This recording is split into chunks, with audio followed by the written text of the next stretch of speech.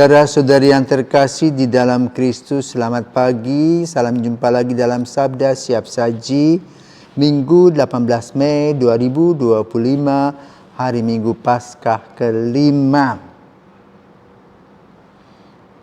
Marilah kita berdoa dalam nama Bapa dan Putra dan Roh Kudus. Amin. Bapa yang Maha Pengasih, dalam diri Yesus Kristus Putramu, Engkau selalu tinggal di tengah-tengah kami. Semoga kehadirannya yang membawa cinta kasih menjadikan kami juga semakin berkembang dalam cinta kasih, baik kepadamu maupun kepada sesama kami. Sebab Dialah yang hidup dan berkuasa dalam persatuan Roh Kudus Allah sepanjang segala masa. Amin. Tuhan bersamamu dan bersama rohmu. Inilah Injil Yesus Kristus menurut Yohanes. Dimuliakanlah Tuhan.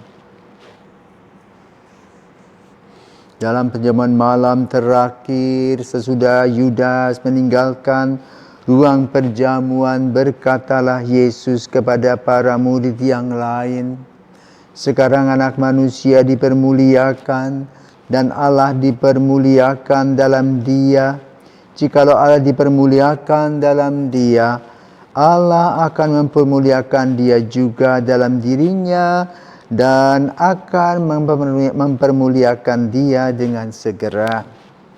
Hai anak-anakku, tinggal sesaat lagi Aku ada bersama kamu. Aku memberikan perintah baru kepadamu, yaitu supaya kamu saling mengasihi sama seperti Aku telah mengasihi kamu. Demikian pula kamu harus saling mengasihi. Dengan demikian semua orang akan tahu bahwa kamu adalah murid-muridku, yaitu jikalau kamu saling mengasihi." Demikianlah sabda Tuhan, terpujilah Kristus. Saudaraku terkasih, kata-kata Yesus itu harusnya menikam hati kita. Hendaknya kamu saling mengasihi, tetapi ternyata di dalam gereja yang kudus itu tercerai-berai. Banyak gereja-gereja yang memisahkan diri dari gereja Katolik. Di mana gereja Katolik itu didirikan oleh Yesus. Tetapi gereja itu ditinggalkan. Maka didirikan oleh si A, si B, si C. Dan sejak itulah gereja itu terus berpecah-pecah, terpecah-pecah terus. Dan konon diperkirakan ada 40.000 cabang gereja di seluruh dunia. Apakah memungkinkan dipersatukan kembali? Apakah kata-kata Yesus itu betul dapat terlaksana? Tentu bisa ketika semua orang melaksanakan pertobatan. Jadi boleh dikatakan Injil hari ini mengingatkan kita bahwa pengkhianatan itu menyakitkan. Diawali dengan pengkhianatan Yudas kepada Yesus. Demikian pula perpecahan dalam gereja karena pengkhianatan. Bagaimana bentuk pengkhianatan? Orang mencari keuntungannya sendiri. Kita mulai dari Yudas. Yudas pikir dengan 30 keping perak dia bisa menjadi kaya. Tetapi ternyata setelah Yesus ditangkap dan diadili, dia sendiri putus asa dan gantung diri.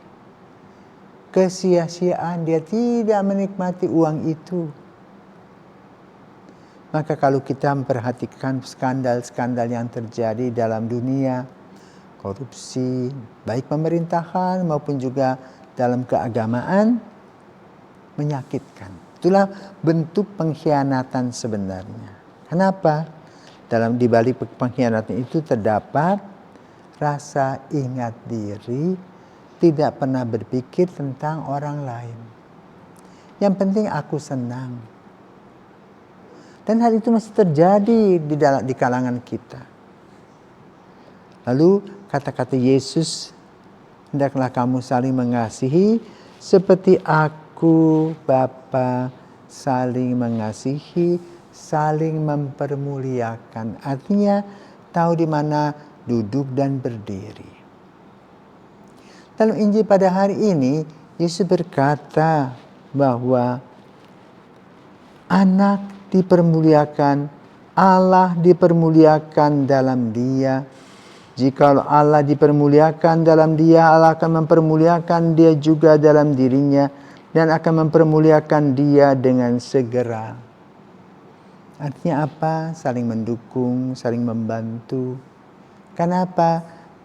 Allah adalah Sang Pencipta. Maka Allah akan melestarikan dan memelihara alam ini yang dipercayakan kepada manusia, tetapi ternyata manusia gagal memelihara alam ini. Karena apa? Dosa-dosa ego. Dan inilah yang perlu kita perbaiki. Dalam ensiklik Paus Fransiskus yang berjudul Laudato Si, diuraikan bahwa manusia adalah makhluk ciptaan Tuhan tertinggi sebagai citra Allah yang diharapkan dapat memelihara lingkungan secara ekologis. Tetapi ternyata luar biasa. Manusia semena-mena merusak alam, juga merusak tatanan moral. Antara lain memperbudak orang-orang, ya. Ada kasus-kasus seperti human trafficking, ya, skandal-skandal, ya. Bagaimana organ-organ tubuh orang diambil,